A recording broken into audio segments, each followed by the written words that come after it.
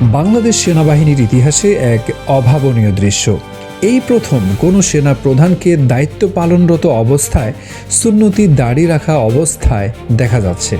নেটিজেনদের মধ্যে জেনারেল ওয়াকারুজ্জামানের এই নতুন লুক নিয়ে চলছে তুমুল প্রশংসা। ঘটনাটি শুরু হয় গত মে মাসে। সৌদি সরকারের আমন্ত্রণে রাজকীয় অতিথি হিসেবে পবিত্র হজ পালন করতে যান সেনাপ্রধান।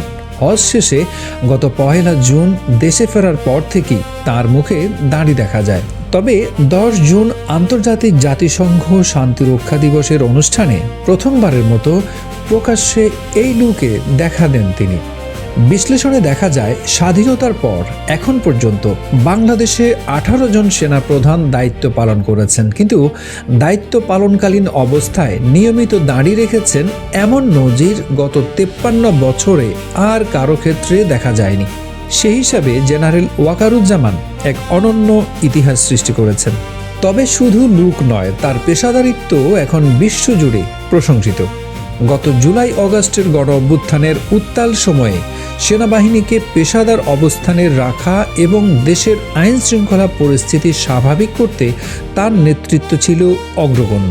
সেনাকুঞ্জের অনুষ্ঠানে তিনি স্পষ্ট জানিয়েছেন, বিশ্ব শান্তি প্রতিষ্ঠায় বাংলাদেশ এখন স্বীকৃত ও নির্ভরযোগ্য নাম। সামাজিক যোগাযোগ মাধ্যমে তার এই ব্যক্তিগত ধর্মীয় সিদ্ধান্তকে অনেকেই সম্মান জানাচ্ছেন।